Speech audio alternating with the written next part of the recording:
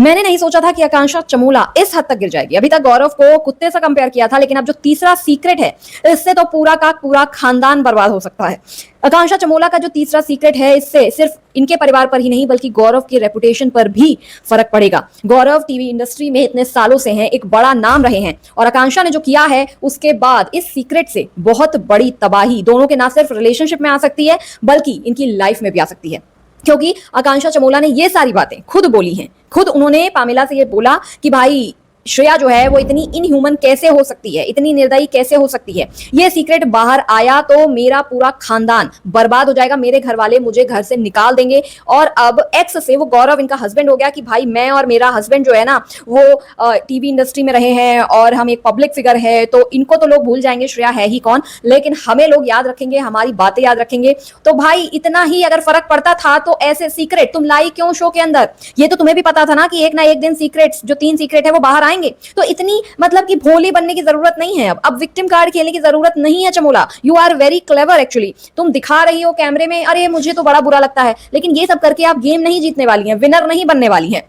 तो यहां पर आकांक्षा ये कहती हुई दिख रही है। अब श्रेया कौन सा बम फोड़ने वाली है, क्योंकि श्रेया ने बजर दबा दिया है। अब देखते हैं कि आकांक्षा का ये सीक्रेट जो है तीसरा जो धमाकेदार है वो बाहर आता है या नहीं बाहर आता है। लेकिन इसी के साथ मैं एक टी और दे दूं कि कुछ जगहों पर ऐसी अभी कंफर्मेशन कोई नहीं आया, लेकिन ये बहुत ही शॉकिंग कंफर्मेशन है, शॉकिंग बात है। आप ध्यान से सुनना। कहा जा रहा है कि श्रेया कालरा जो है वो एविक्ट हो गई है। अभी कोई कंफर्मेशन नहीं आया है, लेकिन ऐसी खबरें जो हवा में उड़ाई जाती हैं वो उड़ाई गई हैं और कहा जा रहा है कि श्रेया कालरा इज एविक्टेड। भाई तो भाई मेरे लिए ये बहुत शॉकिंग है, क्योंकि मेरे हिसाब से अगर शिल्पा शिंदे नहीं बनती है तो श्रेया कालरा के अलावा ये शो जीतना कोई डिजर्व नहीं करता है। लेकिन अब एकता कपूर की जो भी मर्जी, शिवांगी को वो बना दे ठीक है, लेकिन कम से कम श्रेया को टॉप 5 में तो ले जाते। तो अब क्या भाई करना चाहती है एकता कपूर मुझे नहीं पता, लेकिन मजा तो तब आया जब उससे पहले शो की शुरुआत ही आज तड़के से हुई। बड़ा मजा आया, बड़ा मजा आया। क्यों आया? क्योंकि किसी की क्लास लगी। This was much needed, much needed. Yogesh की क्लास लगी। और ये क्लास क्यों लगी? क्योंकि हवा में हमको ज्यादा ही उड़ गए थे, इसीलिए एक विलन लौट आया है। भाई रितेश का कल चेहरा देखने वाला था, एक विलन वाला जो उनका रूप था ना वही था, ऐसे देख रहे थे बिल्कुल। और योगेश की जो वाट लगाई है, मतलब ये बहुत पहले हो जाना चाहिए था कि योगेश आकांक्षा को बता देना चाहिए था भाई औकात क्या है तुम्हारी, लेकिन नहीं बताया। कोई बात नहीं, अब बता दिया। कौन सा दरवाजा खोले, कौन सा दरवाजे से बाहर जाओगे योगेश? बताओ, हमें आपकी जरूरत नहीं है, गेट आउट। ये थे रितेश देशमुख के शब्द योगेश के लिए, लेकिन क्यों? तो वो सुनते हैं। दरअसल योगेश जैसे ही उसने एंट्री की, उसने ये बोलना शुरू कर दिया, अरे इनकी तो धज्जियां उड़ गई थी। इन्होंने जैसे ही मुझे एविक्ट किया ना, ये खबर बाहर लीक हुई, लोगों ने कह दिया no lockup, no Yogesh, no lockup. और फिर नेटफ्लिक्स की टीआरपी एकदम डाउन हो गई, लॉकअप की टीआरपी एकदम गिर गई। तो इनके तो तोते ही उड़ गए। फिर इनको बुलाना ही पड़ा, मेरे फैंस ने इतनी वाट लगा दी थी। फिर मैं सोच रहा था जाऊं ना जाऊं, क्योंकि इन्होंने मेरी इंसल्ट की है ना। फिर मैंने सोचा चलो चले ही जाते हैं, इन पे एहसान कर ही देते हैं। मतलब इस तरीके का एटीट्यूड तो अमिताभ बच्चन में भी नहीं कभी देखने को मिला। ठीक है, सोशल मीडिया की दुनिया से आप लोग बाहर निकलिए ना। और इनके कुछ छपरी जो पीआर हैं वो ये मुझे कहते दिखे कि भाई योगेश और आकांक्षा की जितनी फैन फॉलोइंग है ना, जितने फैंस उनको सपोर्ट करते हैं, उतना तो बॉलीवुड के किसी सेलिब्रिटी को सपोर्ट नहीं मिलता है। और आज के टाइम में जितने लोग घर के अंदर हैं उनको सपोर्ट नहीं है। तो please get over with this. इस जरा भ्रम से बाहर निकलिए पीआर्स, क्योंकि सोशल मीडिया ही सब कुछ नहीं है। ऐसे तो फिर शाहरुख खान के बहुत कम फॉलोअर्स हैं इंस्टाग्राम पे, अमिताभ बच्चन के बहुत कम फॉलोअर्स हैं। तो काउंटिंग ऐसे नहीं होती है मिस्टर और मिसेज और व्हाटएवर। काउंटिंग इस हिसाब से होती है कि भाई जो लोग घर पे भी बैठते हैं, सोशल मीडिया यूज नहीं करते हैं, वो भी कितने फैन हैं। और सोशल मीडिया पे काफी कुछ कई बार नकली भी होता है। आज के टाइम में अमिताभ बच्चन से बड़ा स्टार कोई नहीं होगा ना। शाहरुख खान बाहर भी जब जाते हैं, ठीक है, विदेशों में भी जाते हैं, तो उनको कितना सम्मान और कितनी रिस्पेक्ट दी जाती है। ठीक है, वो आपके योगेश को मिलेगी क्या, या फिर आकांक्षा को मिलेगी? फॉरेन में योगेश को कितना जानते होंगे लोग। हाँ, तो प्लीज इन सबसे बाहर निकलिए आप लोग। लेकिन ये लोग ना ये इसी में बस अटके हुए हैं कि भाई इंस्टाग्राम पे इनके बॉट अकाउंट्स जितना सपोर्ट कर रही हैं और निब्बा निब्बीज। तो भाई तो फिर रितेश ने कहा कि भाई दरवाजा खोल देते हैं, निकल जाओ बेटा, शो तुम नहीं चला रहे हो, ठीक है, और शो का सिर्फ तुम एक पार्ट हो। तुम्हारे बगल में एक बहुत बड़ा स्टार बैठा है जिसका नाम है राम कपूर, और उससे बड़ा स्टारडम यहाँ जितने लोग भी बैठे हैं किसी ने नहीं देखा, ये बात सच है।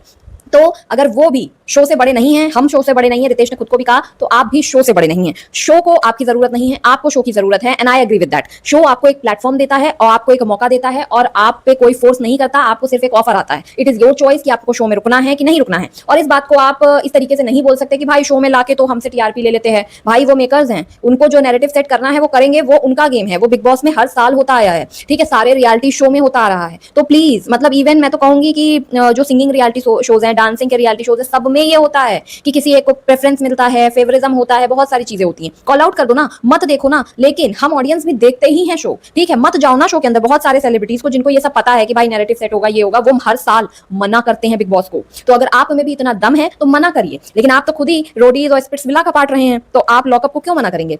और फिर आप ये सब बातें कर रहे हैं आके, तो दिस इज नॉट गुड। तो आई थिंक योगेश को एक लेसन मिला। योगेश ने बाद में सॉरी भी बोला ऑन कैमरा कि हाँ, मैं कई बार चीजें ऐसे बोल जाता हूँ, मुझे नहीं बोलनी चाहिए, आई एम सॉरी। और this was very much needed. भाई रितेश ने जो बोला एकदम सही बोला है। और मुझे ऐसा लगता है कि अगर कुछ टॉप लेवल के एक्टर होते, टीवी एक्टर, और उसको ऐसा बोला जाता, मान लो कुछ बोल भी दे, तो भाई इतने गट्स होने चाहिए तुम्हें, फिर निकल जाओ शो से। तुम्हारी इतनी भी नहीं हुई, तुम्हारी तो फट गई, वहीं कहने लगे नहीं नहीं नहीं मैं क्यों शो से जाऊंगा, मैं तो आया ही हूँ इसलिए। भाई मतलब मैं वही सोच रही थी, अभी यहाँ पे सिद्धार्थ शुक्ला वगैरह होता है तो फिर कहते हैं हाँ मैं निकल जाता हूँ, क्या ही फर्क पड़ता है। इस लेवल का फिर करो ना। सिद्धार्थ शुक्ला की इतनी ज्यादा फैन फॉलोइंग ही नहीं, मैं कहूंगी घर घर में लोग उसे इतना पसंद करते थे कि उसे बिग बॉस की जरूरत नहीं थी। तुम्हें लेकिन है लॉकअप की जरूरत। एक स्प्लिट्स वाला करने से तुम कहीं के इंटरनेशनल लेवल के स्टार नहीं हो जाते हो, ठीक है। लोग प्यार कर रहे हैं, ठीक है, बट उनकी भी आंखें खुलेंगी, क्योंकि कितने फेक हो तुम, वो भी मैंने देखा। यहाँ पर बात हो रही थी जब राम कपूर बता रहे थे अपनी चीजें अपने फादर के बारे में, और फिर बाद में वरुण बहुत इमोशनल हो गया।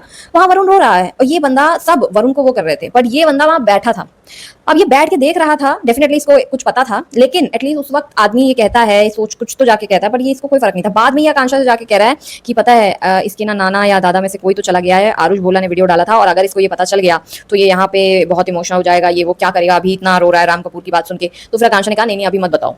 वहां ये बोल रहा है, बट देखो योगेश आकांक्षा रिलेशनशिप में भी नहीं है, बट ये गेम में ऐसे ही आए अपनी कपल वाली चीज लेकर, ठीक है। और फिर उसके बाद ये कहते हैं नहीं नहीं हमारे बीच कुछ है कुछ नहीं है, मतलब जो भी है, खैर छोड़ो, इनकी बात छोड़ते हैं। लेकिन कल का जो एपिसोड था वो काफी इमोशनल था, जहाँ राम कपूर ने अपने लाइफ का सैड सीक्रेट बताया, और शिल्पा शिंदे ने भी अपनी लाइफ का ऐसा सीक्रेट बताया, और उससे पता चलता है कि वो आज उनकी पर्सनालिटी ऐसी आखिर क्यों हो गई है। उनके घर वालों ने ही उनका साथ नहीं दिया, उनका साथ छोड़ दिया, उनके भाई ने, उनकी माँ ने उन्हें धोखा दिया, तो इसी वजह से शिल्पा इस तरीके की हो गई है। वो मुंबई में भी आती है तो वो कहती है कि मुंबई में मेरा कोई घर नहीं है, उन्हें अपने ही घर से निकाल दिया गया था।